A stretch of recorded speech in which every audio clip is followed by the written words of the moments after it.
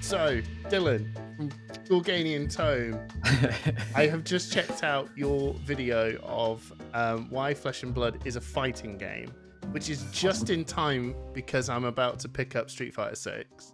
I actually just finished a training session of Street Fighter 6 today. A I allow myself. session. Yeah. What does that mean? Okay, so like, there's a guy that I recommend everybody go look at. His name is Pat the Flip. At the flute. Flip. At the flip. Okay. Yeah, and he plays Guilty Gear primarily, but okay, I played that. Yeah, Guilty Gear is like my favorite. I love Strive, but a long time ago when I was trying to get better at fighting games, I found myself getting really frustrated to the point where I like wanted to throw my my fight stick, right? And then I found this article by I found this article by Pat the Flip where he said that there are significant diminishing returns to continuing to grind ladder matches. Right. And it's best to go into a session of a fighting game with a goal in mind. Like, I want to land every anti-air, right? That's the only thing that matters to me. Yeah. And so you play as you anti-air, and you do that for about an hour, and then you're done. You don't play anymore because at that point you're going to start playing to win and not playing to learn. And that's a big problem in fighting games, especially among like, not particularly good players. Right. Which I consider myself one. No, yeah, it's interesting. I'm a big Mortal Kombat fan. Yeah. And my training sessions were basically, when I say training sessions, there was just me and my brother who is a natural. He's just natural. He plays a lot, so he has to get the learning right, but he's got that drive. Just I don't know. He will just go in that thing and he will learn this. Like he says, I've got to get like 2 or 3 combo lines down that have different sort of starters, and once I've got them, I'm kind of good. So he's probably just smashing people that aren't very good, right? But so in the big picture of things, it's not. But between the social circle of like the group of friends, that's like that's our arena, and that's what probably most fighting games end up being, isn't it? Not like the bigger picture, it's just your local it's just like beating up on your buddies, right? Yeah, pretty much. Who's the strongest in your group, and it's usually him, right? And even then he's like consuming content anyway. So my Mortal Kombat 9 was my like claim to like I'm all right at this. I was playing Sector. And by the way, everyone, we are going to talk about Flesh and Blood. Don't worry. Yeah, we will. Yeah, we will talk about Flesh and Blood. But it is related, though. Yeah, it is. Don't worry. We'll get there. But I was just he used to live in a place with his friends, and I'd be around like for hours on end, and it was just all of us just like playing, and it ended up just being like it's just me and my brother are like anyone else that plays us is just going to get hammed. Right. And it's just like everyone just goes, well, we're here to watch you two play the game because it's tight.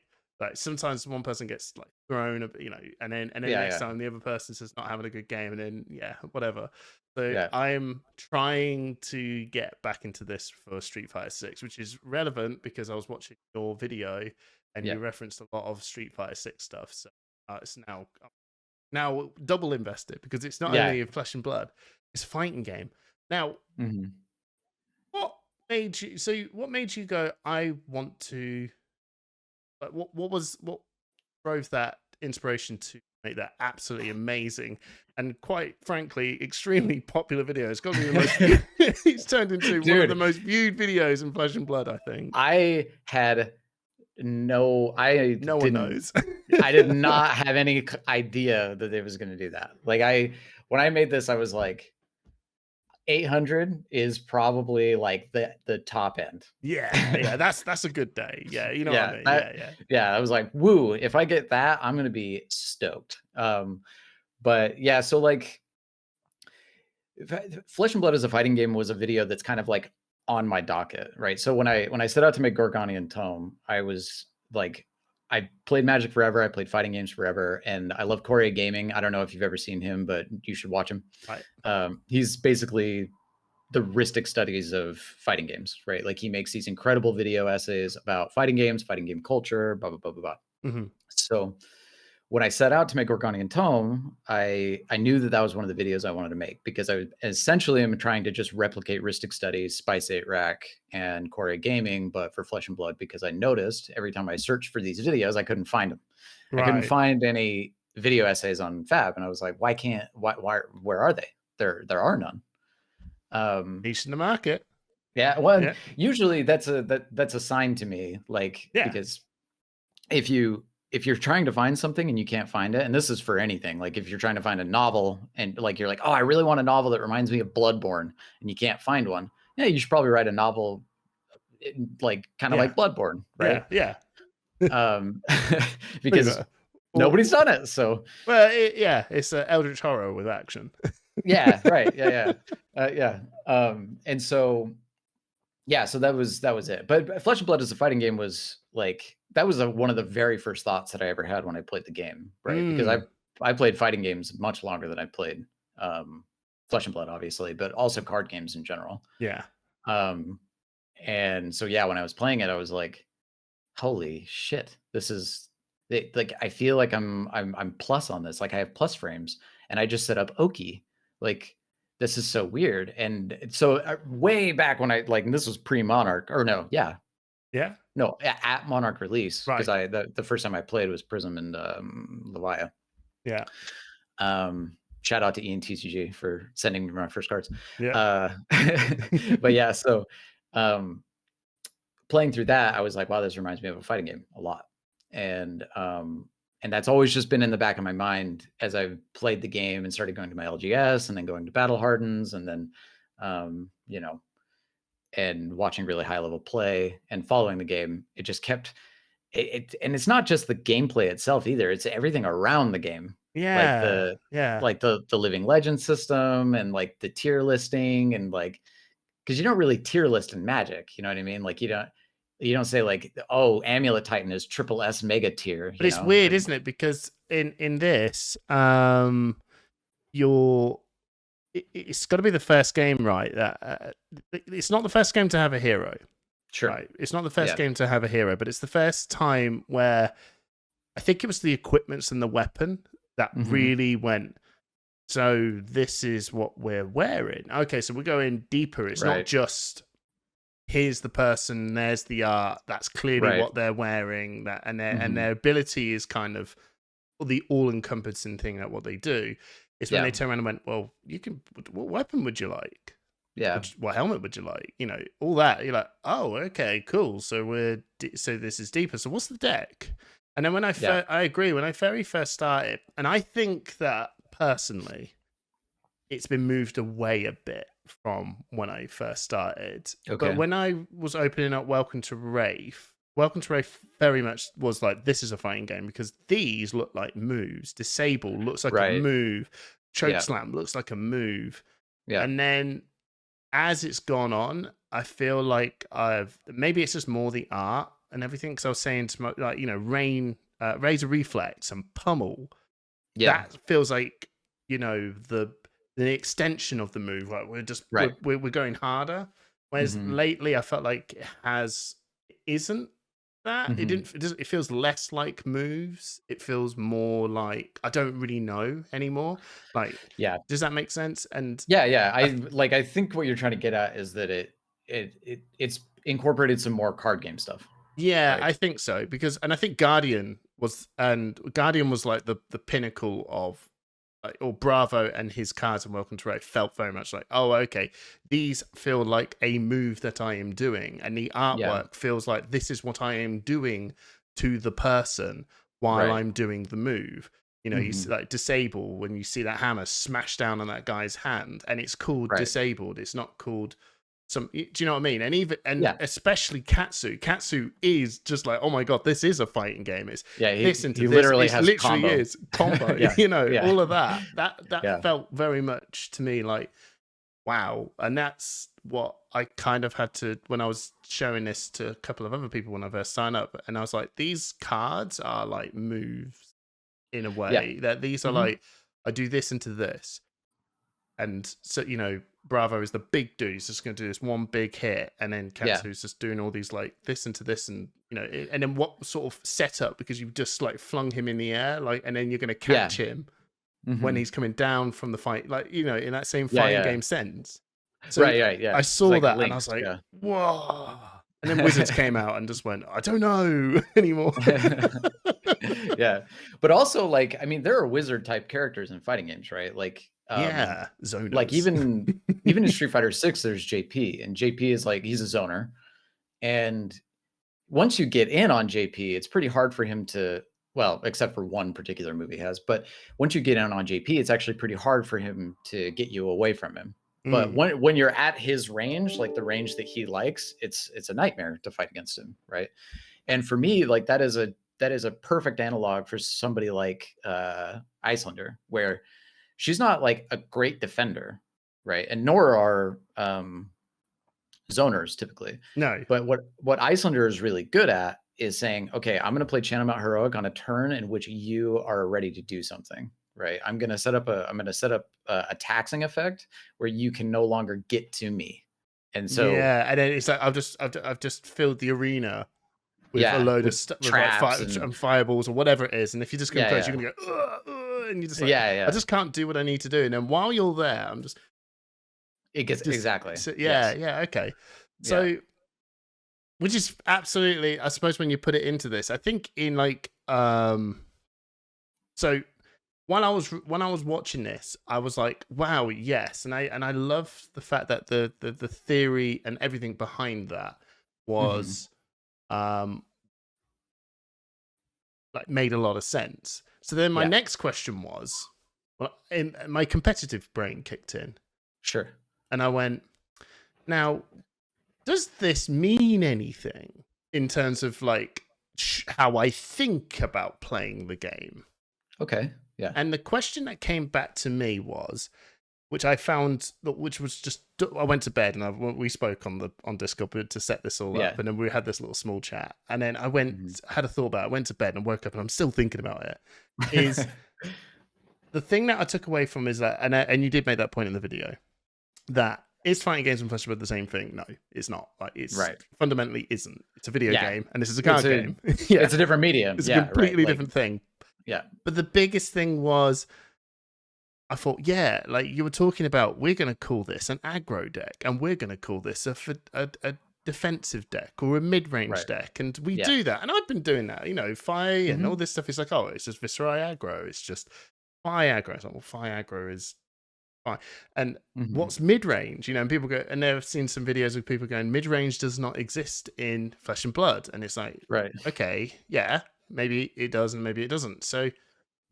And then you're talking about zoners and everything. So the question is, do we need to, which fighting games did, and what Magic the Gathering did, they made their own, which we're humans, we make boxes, and we had to put things into boxes. Yep. Are we labeling these boxes wrong? I 100% think so. Yeah. But yes. Yeah. So I want to deep dive. I want to sort of open. We have there's no script, right? Everyone. Sure. Zero script. We're just gonna go and roll through this, and then see if anyone wants can land on it. If we can land on something, right? Yeah. Well, to start this off, because I was also, when we talked about it a little bit yesterday, I also was like, okay, if it is the case, because I mean, I love shit like this. You know what I mean? Like, so do I. I'm never going to win a battle hardened, but I will probably figure out how to like label things in a really interesting way. Yeah. And so I was thinking about this as well. And one of the things that came to my mind is that there are already kind of interesting naming conventions for fab decks. So for example, we don't, what is a Dory deck, right? We say Doranthea, which means normal Doranthea, right? If I just say Doranthea or Dory, everybody knows, okay, Dawnblade, attack reactions, right? Yeah. That's Doranthea. That's Doranthea. If I say Axe's Dory, that's a completely different thing, right? It operates on a completely different axis. I suppose. Yeah, it does. I mean, yes, it's still attacking with weapons. Yes, and we still had to put attack reactions in. Yes, but it's not trying to ramp. And here we go. I'm using a word. ramp. Ramp. Yeah. Yeah. It's not trying to go as tall, right? It's not Yeah. trying to buff up Dawnblade and hit twice a turn. It's trying to attack with an axe, then another axe, then another axe, right? And it's just trying to value things. It's just like, okay, this is extremely valuable because I spend 2 cards to attack for X amount, right? And I get to pitch. And the biggest thing is actually the legendary equipment dynamo. That is like Right. that's the linchpin of Mhm. why would I want to do this? What is the purpose Right. of trying to go axe, axe, axe? It's Because I gain a actually life every turn. because I gain a life every turn with this. Yeah. I constantly I've got one of the most defensive pieces of equipment. Depending on the longer the game draws out, the better it is in the game, because Right. I'm utilizing this sort of thing. But it goes back to that sort of naming convention thing again of Right. like, and I think when you were talking about fighting games, the biggest thing that you could do, which is something that you could tell me as someone who studies a lot more fighting games than I do. Sure. Once you pick that hero, there is no real, in my opinion, that hero is kind of that hero. Like if you're going to play Ryu, Ryu's that's gonna his do Ryu stuff. moves. Yeah. Whereas Right. in this, we imagine Ryu. You went, what moves do you want? Yeah. Yeah. Yeah, Well, okay. here's your moves. You can Yeah. only have 10 of them, and we've made 30. Right. Yeah, right. And this That's a kind good of is fighting game, by the talking. way. That'll be a really good fighting game if you could Well, preset up moves. so in Mortal Kombat 11, for example, you actually Yes. can select moves, right? Like Yes. there are packages of specials that Oh you yeah, can, yeah. you can There's like select 3 from. different ways you can sort of do this, but then everyone Yeah. like a trading. That's pretty good. That's actually really interesting. Like a trading card game, you always go, Yeah. well, there's 3, but you tend to go that one. Yeah, you tend to do that one. Yeah. Yeah.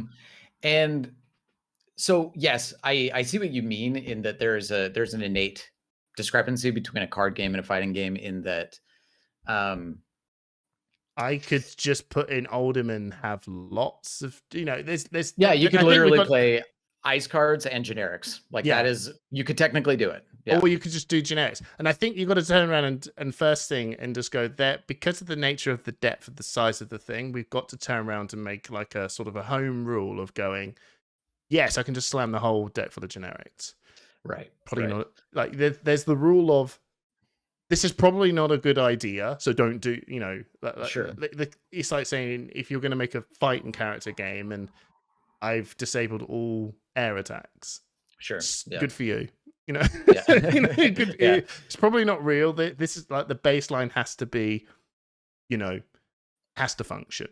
Sure. That's like the first rule of when you're doing this. I don't know where I'm even going with this now. Well, I think the point that I want to make about it though is that, so while it is the case that you could build Fi very defensively, right? And I said this in the video. You did, you can jam all the defense reactions into his deck, and you could block for 2. Well, block for 3. You can put all the ninja cards. Every free block and the ninja cards in its arm.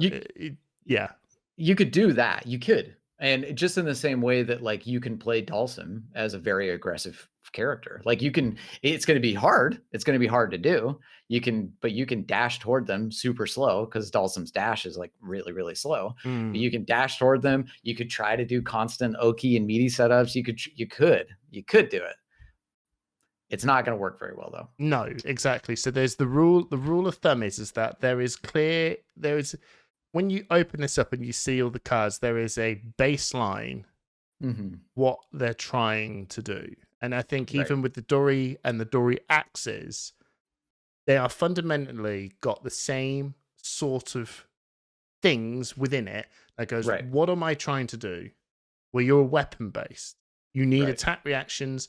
You need weapons. Those 2 things have to work together.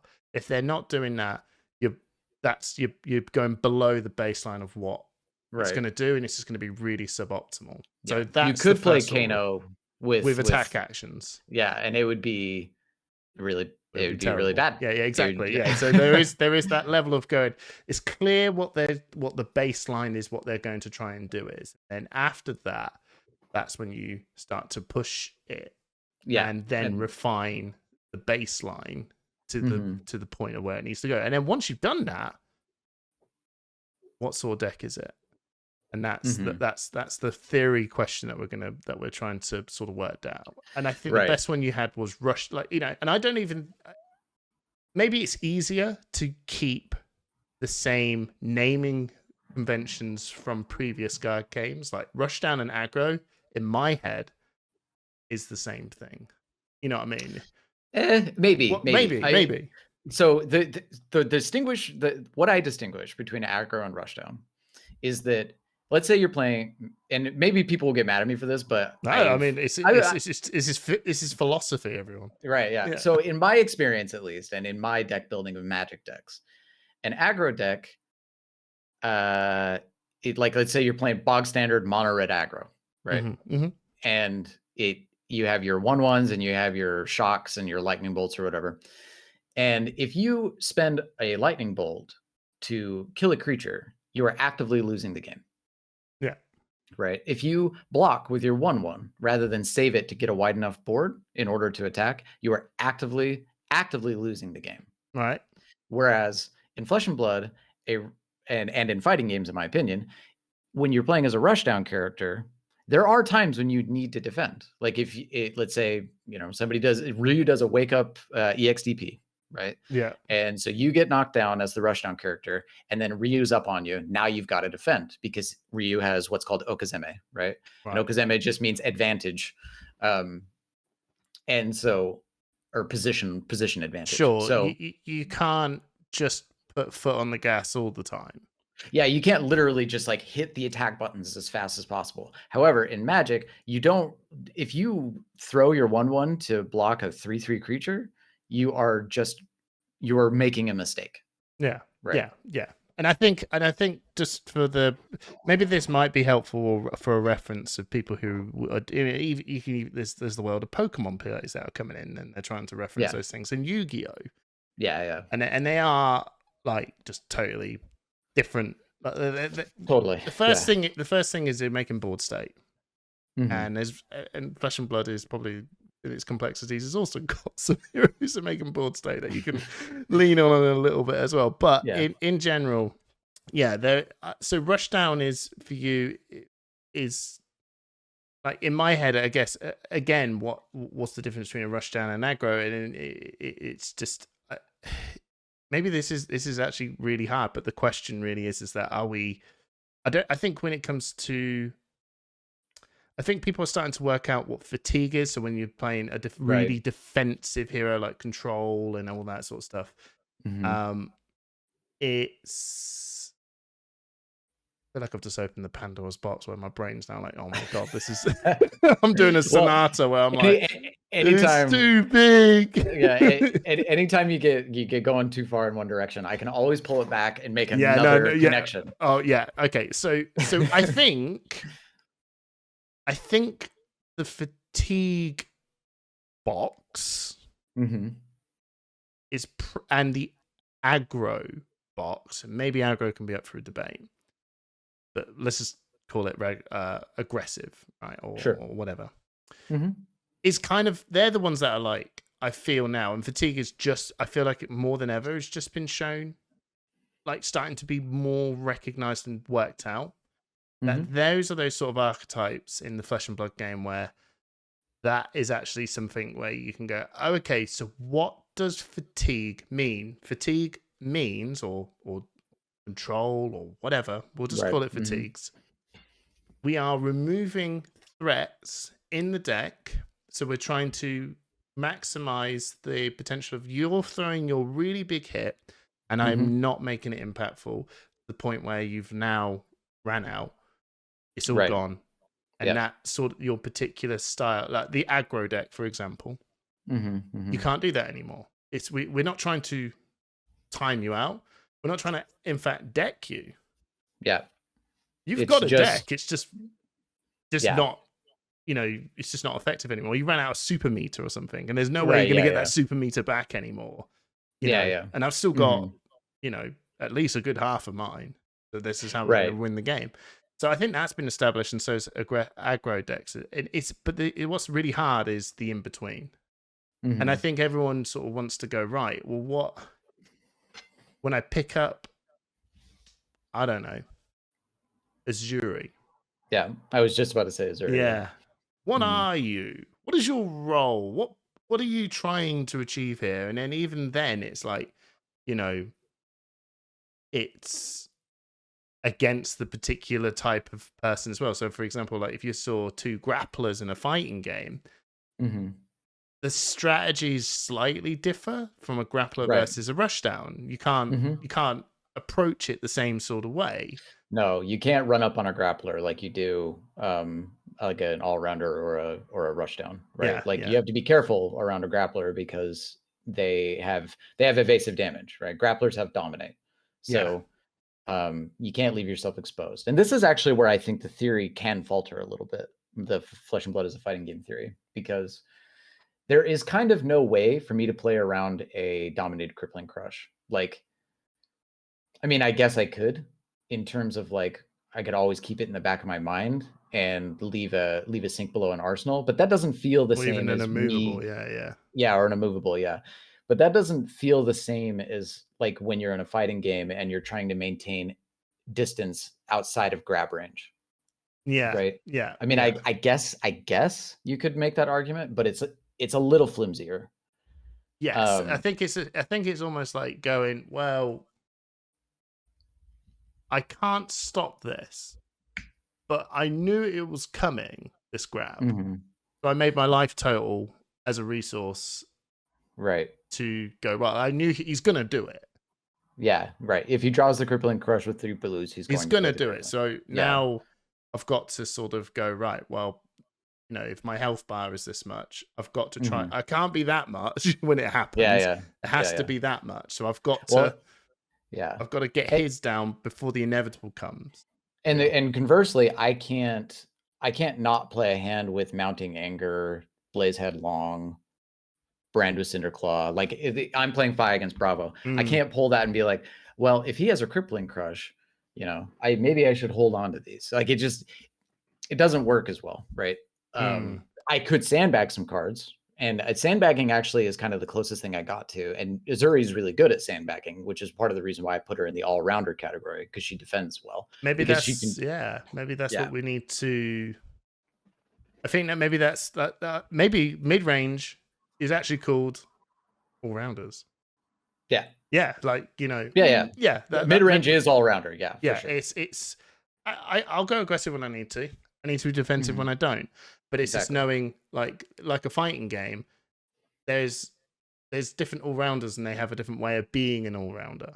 Like Yeah, why are you an all rounder? So Ryu, he does always the Hadouken into he's got yeah. his thing right, He's and got a mixture of offense and defense. yeah, that's it. Yeah. So maybe we should just start having the naming conventions. I'm just gonna be lazy now. The naming convention should all be fighting games.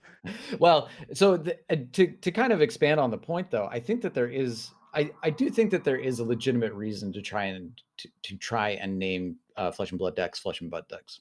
Yeah. But the problem is that we still haven't, and I don't say me and you, I'm saying kind of together as a community, we still haven't quite identified what the axes of victory are, right? So in my mind, fatigue is actually card advantage, because what you're trying to do is you're trying to set up a position in which your cards will be better later, right? Mm-hmm. And rushdown or aggro is trying to obviously rush down. Like, it's the easiest one. But so the axis of victory for a rushdown character is leveraging life total, Yeah. right? That's Yeah. what they're trying to do. They're trying to leverage their life total so that they can continue to put pressure on, and basically they're racing you down to a point in which you have to block, right? Yeah. That's the goal. That's how aggro truly wins, by making it so that you can only, by the time you can actually start attacking back, you only have a couple of cards to do it, because you have to commit so many cards to block every turn. Mm. And that's the axis of victory for aggro. The axis of victory for, and it seems like it's becoming the case, but Azuri especially, is to never allow you to not be disrupted, right? Yeah. Like, she is always setting up a position in which, you're getting a card stripped out of your hand, or you're receiving a disease token, or You're never at full grip. Yeah, you're never. Yeah, there's always a problem, right? There's always a problem that needs to be dealt with. And the same I would say goes for like Ice Heroes. It feels like that's the same. It feels like if you're going to just for Dorinthia as well, like, and I know that the axes are there, but it basically just feels like I'm not disrupting you. I'm just getting stronger, and you can't Right. like with especially with Dawnblade, you can't just not block. Yeah. You know, Right. you can't Yeah, just you have not to. block. Yeah. You have. I'm forcing you to. I am getting. I've got 6 counters now Yeah. on this thing. Right. It is getting a little bit insane. Whereas, and that's that sort of, you know, yeah. So that's where that sort of all rounder, like you can't. I'm not letting you keep a hand sort of style goes, and then and then I love the thought of wizards being like this zoner type thing of where they're just going, right, well, I'm just really keeping away from you. And when you were saying, is there a combo deck? And I believe I think there's two heroes. Yeah. There's 2 heroes that like define a combo, and that is just and OTK Viserai.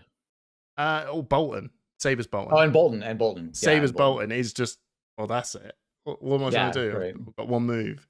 One big move, and so in that fighting game sort of style and finish, it's just, what are you trying to do? Well, he's just blocking, bing, and then he's just going to do this huge ass. You've got full health to down to the last bit in just all he was doing was just waiting, and then once he's got it and he's executed it, and you just blocked wrong because you guessed wrong, and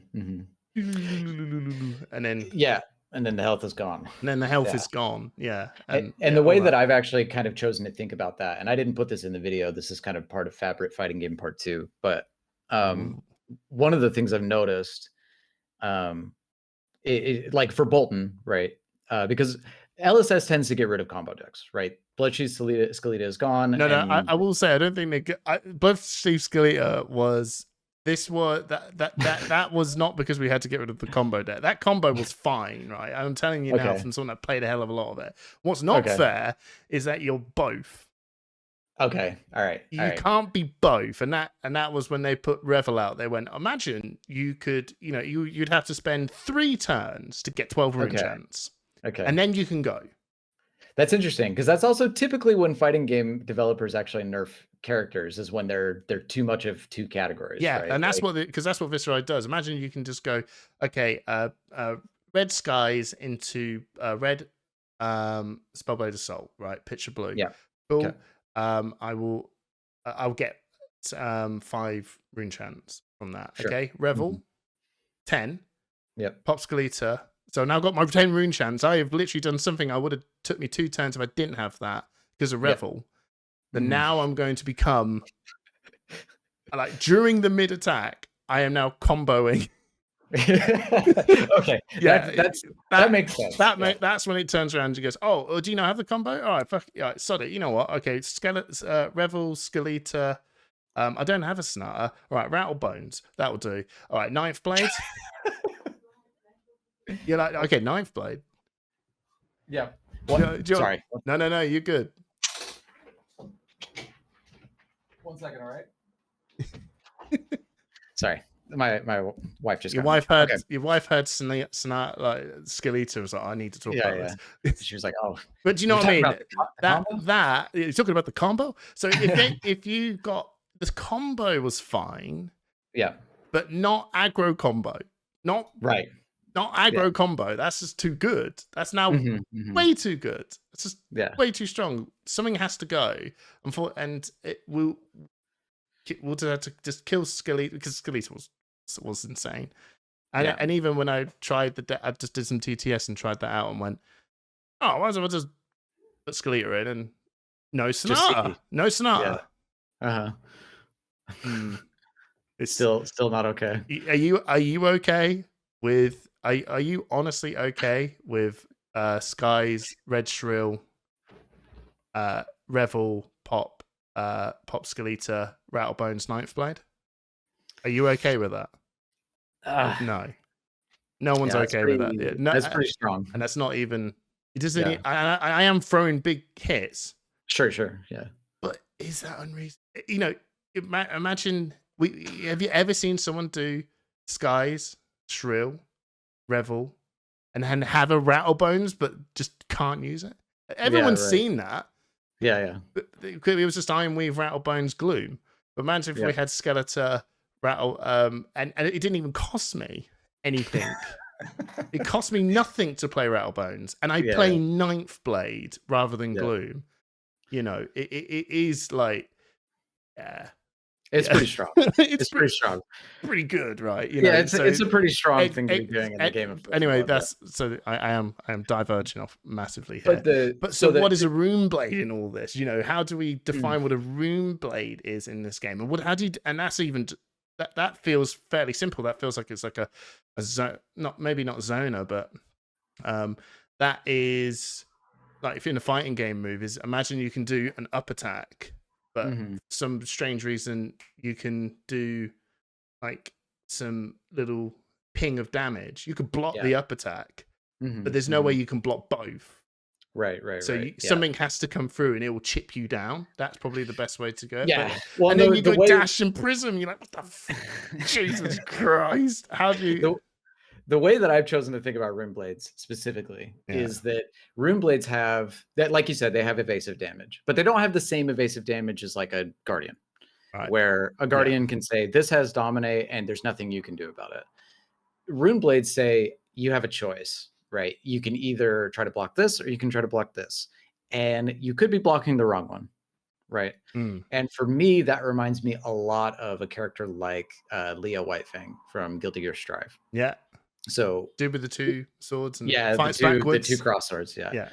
Because he has like a back turn stance, right? Where he can I love this character. Yeah, so you block? You meant to block because he might block forward, but he might dash, and you just block forward. So now you just got tapped in the back. Yeah. You got to pick your right block.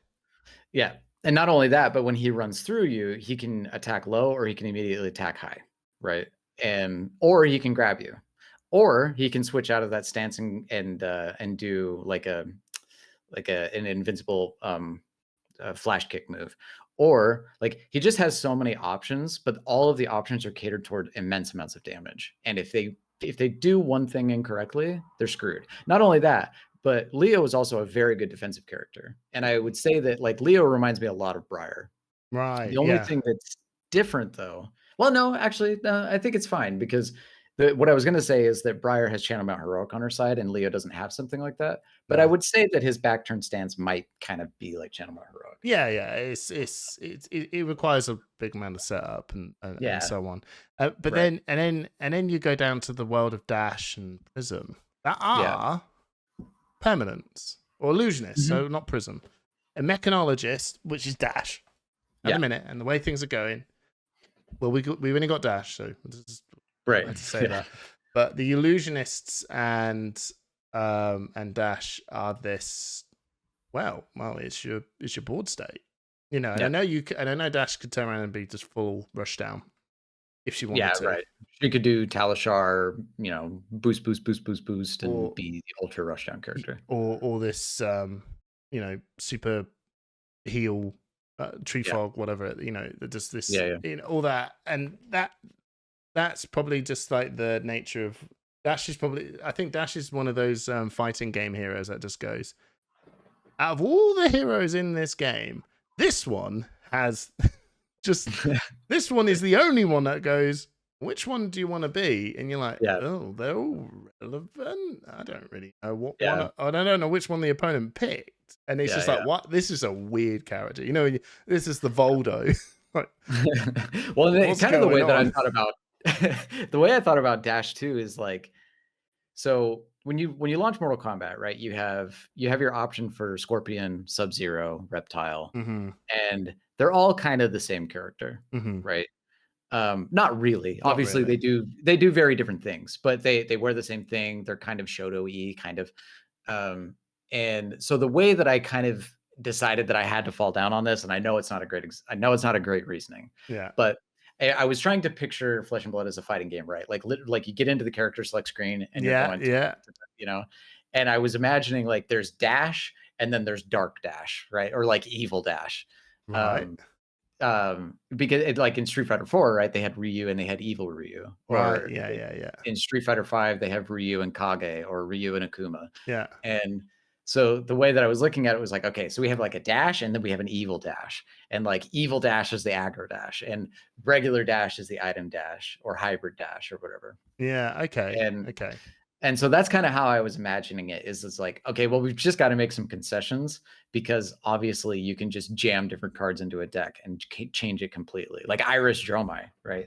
Yeah. Like Iris Dromai is a completely different deck. Yeah, no, yeah. But it's still got its core tenets of board state. It does, yeah. The core tenets is of illusionists is board state. And board state, yeah. And the only one that was weird was Prism's just all heralds. Right. That was the only one that was like, oh, well, that's not board state.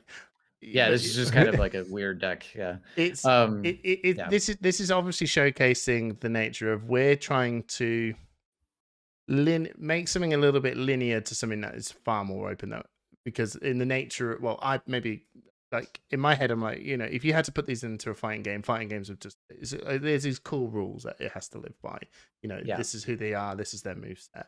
And with this, it's, you know, like we said, if you can turn a hero and go, what moveset would you like? And like even more deeper than what Mortal Kombat did, rather than going, well, here's 3 pre-made decks, you know, which is what Mortal Kombat did. It's well, make your moveset. Yeah, right. And you can and there's lots of generic moves that everyone, you know, has access to the generic moves. Still think that's a fighting game, by the way. So well, and you said something pretty interesting just a bit ago with the whole, like, the core tenets are still there, right? So like no matter how you build, like Empress Dromai still does the dragon thing. She's a little bit more aggressively bent. But the normal dragon Dromai, yeah, you need dragons, you need board state, right? The core tenets of the illusionist class is there, and that they're trying to build a board state. That's their goal. Yeah. And for me, like, you can find that in fighting games everywhere. There's trap characters like Testament, you know. Testament is a trap character who just is like, you know, especially in Accent Core Plus R, which is an old Guilty Gear for people who don't play fighting games. Right. But I mean, that 15 seconds into the match, the screen is full of traps, like full. And anytime you run into one of these traps, not only are you taking damage, but you're also not doing damage, right? And so anytime you run into a trap, you get either knocked down or you take some damage. That gives Testament more time to put up more traps. So like, that's kind of how I ended up having to think about Illusionist, was like, no, I think that's a really good one. I think that's if we're still, don't worry, I still think we're every time we're going to go, well, what do we need to do, the naming convention of different, we will get there. That is so hard, because every time you you go, but a giant butt shows up. Right, yeah. This was, I mean, we're describing my experience creating Flesh and Blood as a fighting game video. like this was the pathways are just, it literally Sonata. You know, you're like, whoa. Yeah, right. It just keeps going. Where do we go with this? And I think it's just absolutely fascinating about what the guys of LSS, like, what is, like, they know the nucleus, right? And and I feel like I think we're close.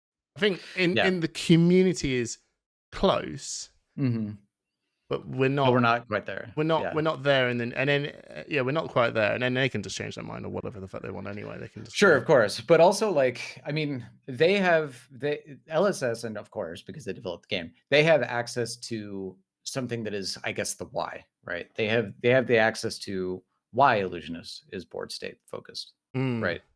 Why they want that. Now we can speculate. We can say, well, the reason why they want that is because, you know, because that's how you attract Magic players, or the reason they're board focused is because we need to have a way to, I don't know, we need to have a character that can go into the long game, right? Or like that's something that they could be privy to, and that's in their design philosophy that we aren't. No, absolutely. I think they just, when they work out when they're creating something. Again, it's Mhm. again another train of thought is, when they're designing these people, you sort of fundamentally go, what is an illusionist? And then my friend Dan Tripp, who's obviously in this podcast, he did have another channel. He did an illusionist video. It's more law based, and he started off going like, when you read this, I can't remember what book it is. You're going to check it out and find Dale's library. There you go. I've plugged a show. It's 2 years old now, and Okay. he basically said that the illusionists' sort of best way to attack people is that they prey on the intelligent. So the Okay. more intelligent you are, the more devastating the illusion is, Right. because but the more just blinkered you are, or just ruthless you are, or whatever. Right. Mm-hmm.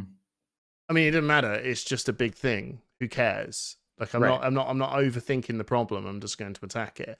So when Yeah. he described that made it feel to me like, oh yeah, why do wizards have such an incredibly hard time dealing with illusionists, or anyone that has like a level of like you need a lot of it. These things are just quite very, very, very intelligent people that can deal with Yeah. this. What And would they be really what would be struggle. considered classic intelligence in like a fantasy setting? Yeah, Right. well, when you think of the wizards, you're like, well, you need to some big brain stuff, and then they go, well, Right. here's some illusions, and they generally can't deal with it. Right. Yeah. For them, it's totally real.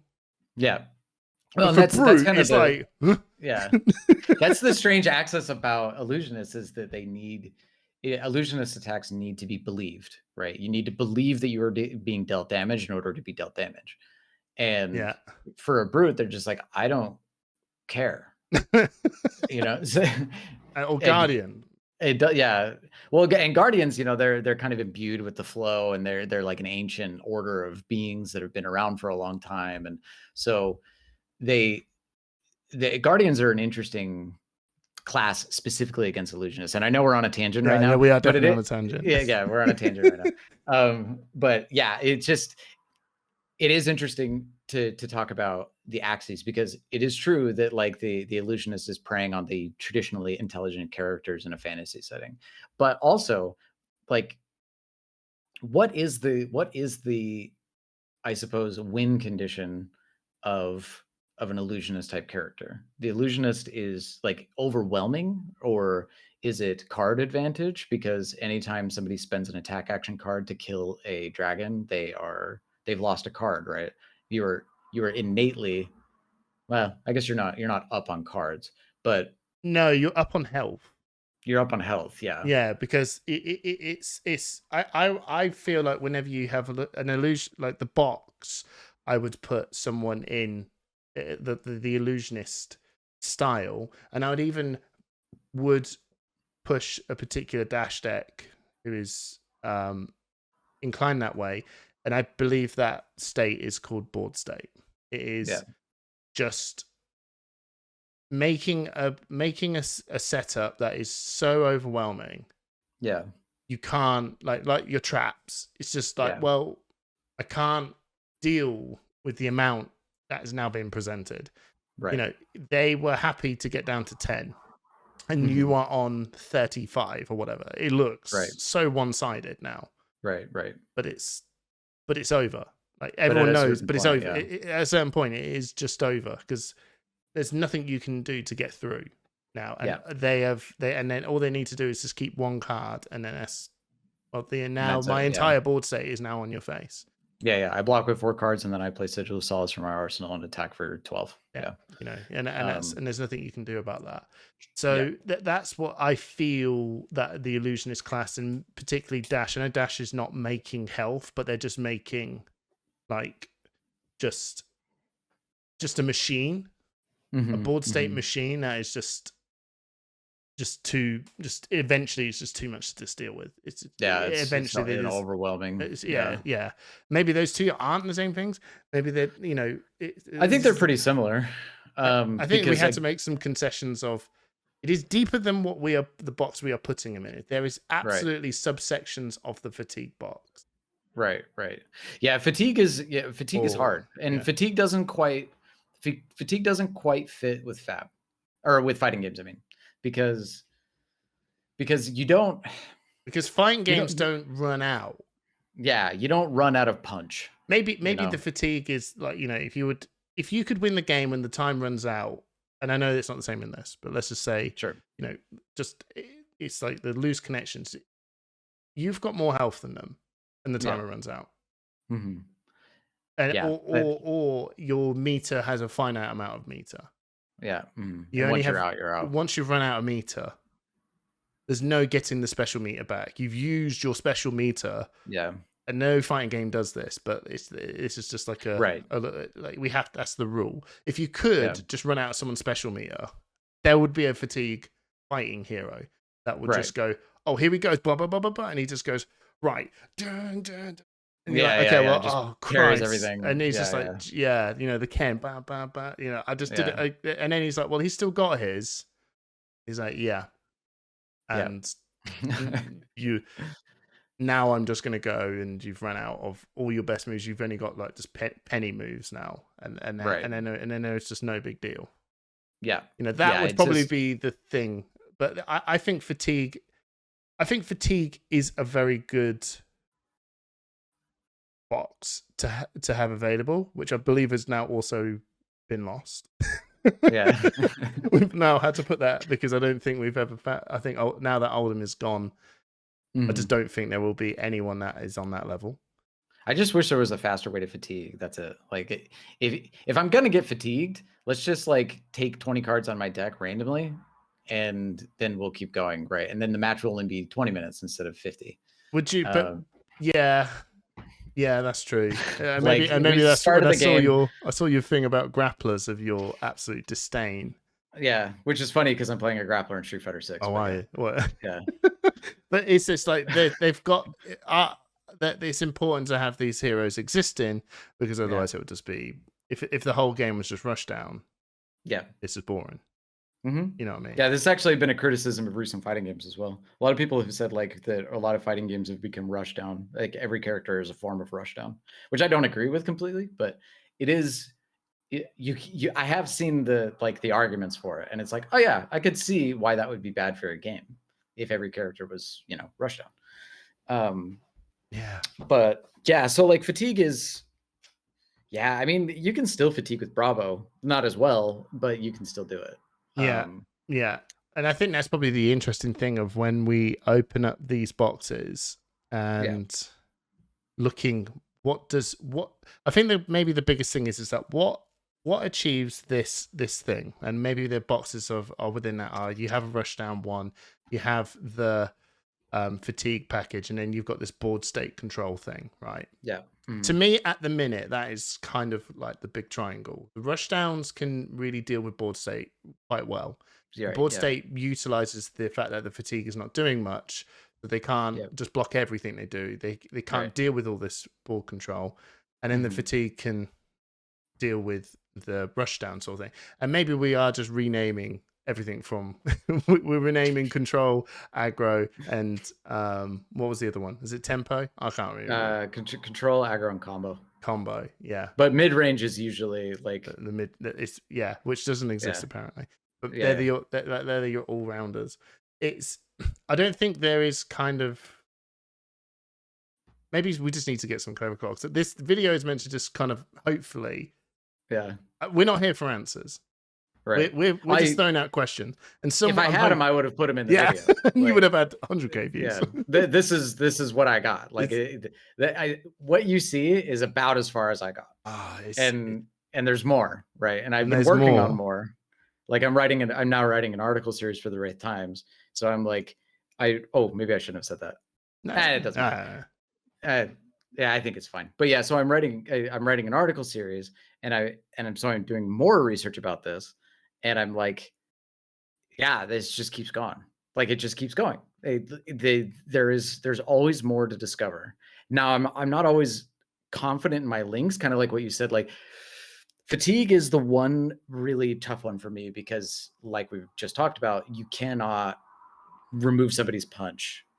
So. No.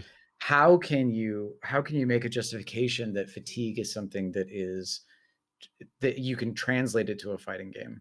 Yeah, and I think can't figure it out. Yeah, and I think I think the ultimate question is that Fighting games, the only thing that has a finite amount of time is the round timer, Right. not your Yep. character's ability to perform what it needs to do. Yeah. And that is maybe that's like you said, that's the rule. That's when the two sort of comparisons sort of get to that point. But if there was a rule, which what a fatigue deck needs to complete is actually, what if these big moves you had a finite resource to it that never recharged? Yeah, right. And maybe there is cards like Remembrance do put that recharge and back into the deck or whatever, right? But and maybe only certain heroes run that. So there's only certain fighting heroes actually have this thing of chart, like they actually can go, oh no, I can actually go as a special move, and it just gives me a bit of super meter back, which is enough. They can play Chanamount Heroic, yeah. Oh yeah, or Remembrance, or the Quiver, or whatever.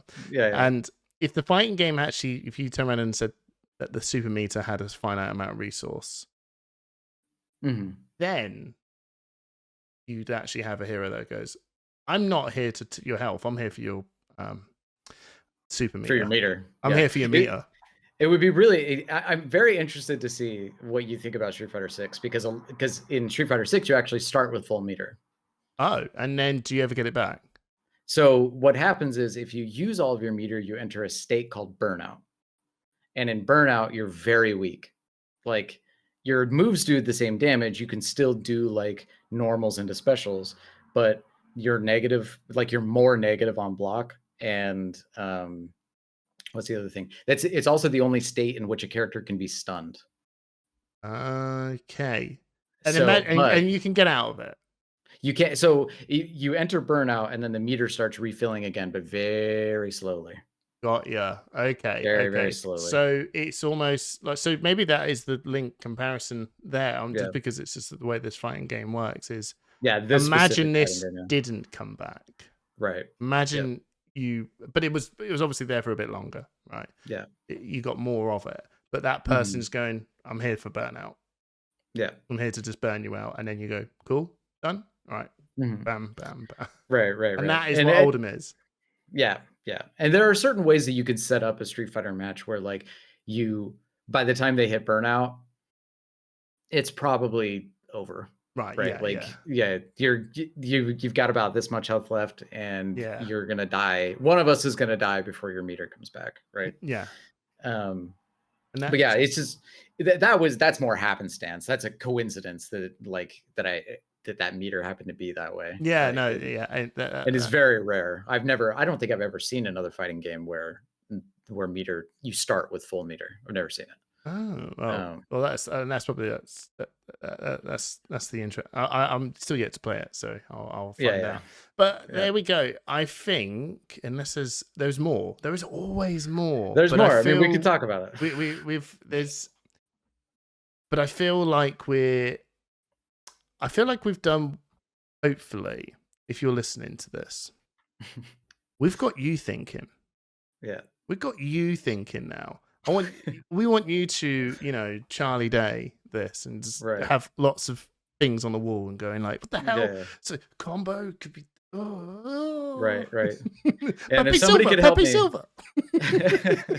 Well, what I need help with is I need people to help me come up with my argument for frame data, because that's like the next phase of my operation is identifying like the different frame data, like a jab. So isn't that instant windows? So here's a good frame data comparison, right? Which actually someone just put up on Twitter, right? It was opponents on 8 health, has enough block and armor to stop all physical damage. Time on the rounds. He's on 8 health. Win the game as a Runeblade player. Okay. And I saw the cards. I saw that he's a Railbone, so I saw the bin. You saw the line. Yeah. Oh, no, it took me an hour. Oh, really? Okay. But the frame data which was the answer. In short, you pop the Vex and Quill hand gloves to make 2 rune chants. You then pitch for the Arc Knight to come and fire the rune flash that's in your hand. The frame data, which maybe this is probably the least, maybe not where the frame data is that when the first arcane hit from the rune chant, he then instant the rattlebones. The rattlebones, yeah. In to then so then because that's down on the board before the rune flash was down on the board, Viscerai's trigger was able to be met because obviously he never played a non-attack action card when the rune flash came in, but then Mordred Tide came in between the rune chant and rune flash. But now it does count. So now we made another rune chant. Right. When the rune flash then lands. That's some thick flesh and blood. That's and it's the same argument from when you go, okay, I will attack, and then I will just attack with, I've got 3 rune chants. I'll attack with rune flash, and then I'll play Revel, and then while Revel's being played, I creep as the second Revel. So it is now both of them have recognized that there has been a non-attack and an attack, and they are that's being played. It is just that to me is like that sounds like frame data to me. That's like how close are we on? Maybe I'm wrong. But that to me. Well, no, I can see what you window. Mean. Yeah. That's what. And well, you're setting up a position in which you have plus frames so that you can do something else, right? Yes. And so because that's what frame data is for people who don't play fighting games. So like really quickly, there's like a 3-frame jab, right? And that's when somebody they do a jab and they punch. So and when a that. Yeah, exactly. This. That's a 3-frame jab. And so a 3-frame jab, if it's blocked, will usually be plus, meaning if your blocking animation will conclude after my attack animation. Right. So the thing that I am trying to figure out and trying to link is, at what point do I have plus frames? Because if I hit you with 4 and you only have 2 blocks in hand, that means that I am +2 because you had to block with 2 cards. Right? Or if you blocked with a 3 block, I am +1 because I hit you with 4. Right? So if you block with a 3 and a 2 for a total of 5, overtaking my 4, I am also still plus because I spent 1 card for your 2. Isn't that what illusionists are? Yeah, illusionists are like plus frames for days, I think. Yeah. Maybe that's it. It's when how do I not lose a card and not take damage? But they're also dangerous because if you attack with Phantasm and they pop it, you have to be negative, I would assume. Like there's some way that you have to be considered negative, because if your combat chain is just over, your turn is over, and you're still holding 3 cards in hand, that means you have to be like -3, or like probably more like -3 is probably still a little bit safe, but like -6 or something. Yeah, something minus crazy. Yeah. So I think it's probably when you're saying frame data, I think there'll be set, like if you have to make the rule, you have to sort of make the rule of maybe certain heroes in the fighting game can't get plus frame data. Yeah, and that's not what they need to do, even though the game fundamentally requires that because it's a fighting game. But maybe there's this like, okay, well, what happens if this guy can't? But it doesn't matter because they will do this instead, and it's actually just, imagine everything, like there's certain moves in a fighting game where even if you block, it gets through. Right. Yeah. Right. And it feels like unblockable. It feels like we're making our own fighting game through Flesh and Blood. I would love a Flesh and Blood fighting game. I think it'd be so sick. It'd be so cool. I still think I'm going to say this now, and I'm going to lose millions of pounds of fighting game. Make your moveset. Yeah. Make your moveset where you got like a class, a dude that goes, well, this is kind of really what, he's in this class of people. Yeah. This is like the archetype type. Yeah. And the specializations are like the special moves. Guile only has Sonic Boom, right? Yeah. And Bravos is Crippling Crush. That's just, that's the special move. Right. That's what they get. Yeah. Again, I'm actually pretty excited for you to play Street Fighter 6 because there's a world tour mode Oh, yeah. You make your own character, and then you go and train with all the characters from Street Fighter 6. So you train with Chun-Li, you train with Luke, and then you can mix and match their movesets. So like you can take the Sonic Boom from Guile, and you can match it with Ryu's uppercut, right? Oh, so you can just then start making your own combo. Oh, yeah, here we go. Yeah. There we go. Yeah. Okay, right. We are going to wrap this up here because it's an hour-long video. I this was a ramble.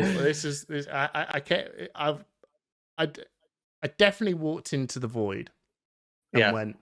You walked into my void, yeah. Yeah, and went, oh no, this is good. This is fine. You're like, no, dude, don't go in.